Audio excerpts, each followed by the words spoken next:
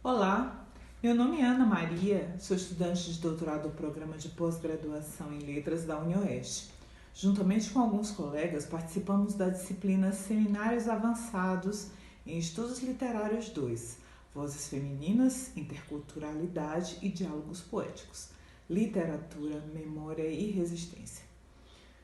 Gostaria de inicialmente agradecer ao professor Dr. Antônio Donizete e às professoras Alexandra Pinheiro, Simone Martins e a professora doutora Lilibete pela oportunidade de tantas aprendizagens. A professora Simone nos deu um desafio para que cada participante escolhesse uma poetisa para falar sobre sua produção literária. Eu quis então falar de uma poetisa do Nordeste, se possível, do Ceará, e fui procurá-la. Afinal de contas, falamos tão pouco das escrituras invisibilizadas e comecei minhas pesquisas. E assim conheci Emília Freitas, para em breves pinceladas falar sobre sua vida e suas obras. Emília nasceu em 11 de janeiro de 1855 no Ceará, numa pacata cidade chamada Aracati. Há controvérsias sobre a data de sua morte. Alguns dizem que ela morreu dia 18 de outubro de 1908 e outros dizem que ela morreu dia 18 de agosto de 1908. Emília Freitas nasceu em uma família tradicional. O pai era tenente-coronel, mas ela sempre esteve à frente de seu tempo. Quando a família se mudou para Fortaleza, ela teve a oportunidade de estudar francês, inglês, matemática, geografia e aritmética em um colégio particular, para depois, como era de costume, ir para a escola normal e se formar como professora. Foi uma intelectual que participou ativamente da Sociedade das Cearenses Libertadoras. Era abolicionista, republicana e chegou a discursar na Tribuna de Fortaleza em 1893. O trabalho literário de Emília Freitas deixou clara a sua posição política e os questionamentos que fazia à sociedade. Foi uma romancista, poeta ou poetisa, professora e é considerada a primeira mulher brasileira a escrever um romance de ficção científica com característica do gênero fantástico ou maravilhoso, também gótico e ultrarromântico. Há críticos que defendem que nomes como Álvares de Azevedo e Machado de Assis deram seus primeiros passos dentro do gênero fantástico, ao escreverem contos que ultrapassavam o real. Mas é gratificante saber que uma cearense, nascida em Aracati, no Ceará, teve tamanha influência literária ainda no século XIX. Quanto orgulho em descobri-la. E obrigada, professora Simone, por essa oportunidade.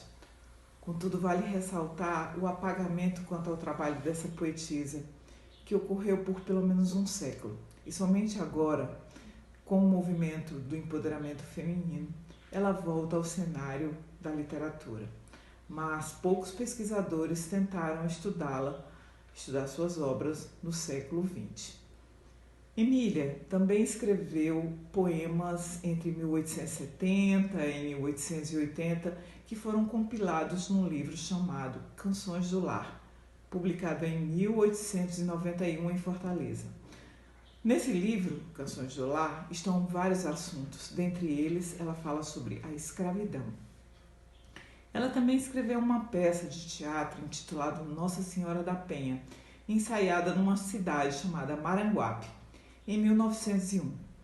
Emília Freitas também escreveu para vários jornais literários, tanto no Ceará como em Belém do Pará, onde também trabalhou e morou por um tempo. Como nosso tempo é pouco, a obra que escolhi para conversarmos no seminário chama-se A Rainha do Ignoto. Ignoto, o desconhecido, o apagado. Escrita em 1899. O romance é analisado como uma ficção científica, caracterizado por alguns especialistas como o primeiro romance do gênero fantástico ou maravilhoso no Brasil. Segundo os seletos pesquisadores, Freitas apresenta um fantástico no plano da regionalidade e promove um passeio pelo imaginário, indo até o inverossímil. E já na introdução do seu trabalho, Freitas escreve: "O meu livro não tem padrinho, assim como não tem molde." Com essa informação, a autora dá o seu recado e sinaliza que o desconhecido a motivava a apresentar outras realidades para as mulheres daquela época, já que o inverossímil, a fantasia, o fantástico foram ferramentas usadas por ela para que fosse criado esse novo mundo em que o feminino vivia de forma igual. Quando analisamos a obra na atualidade, a gente pensa assim: não parece nada inovadora.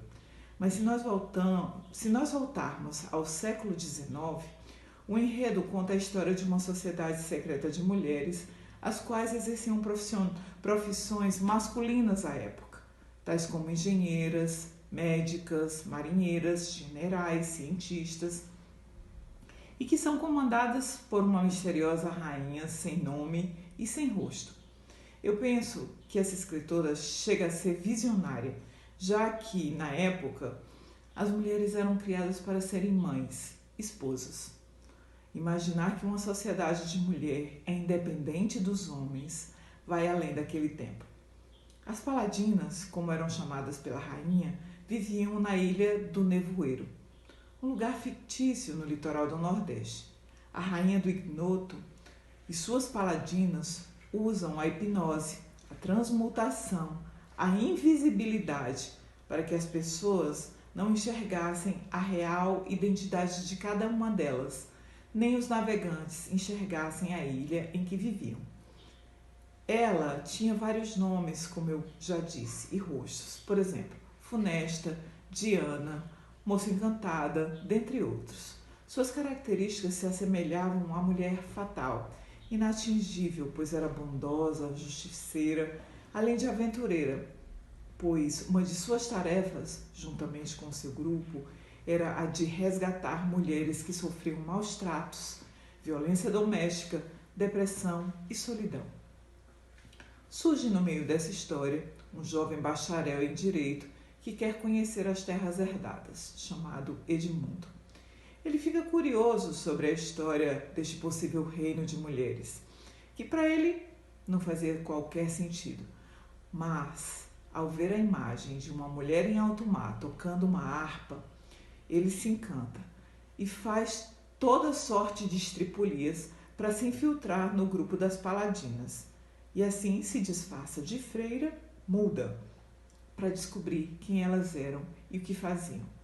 E ao conseguir fazer parte dessa seita, ele fica surpreso ao constatar que aquele grupo vive de forma igualitária e justa.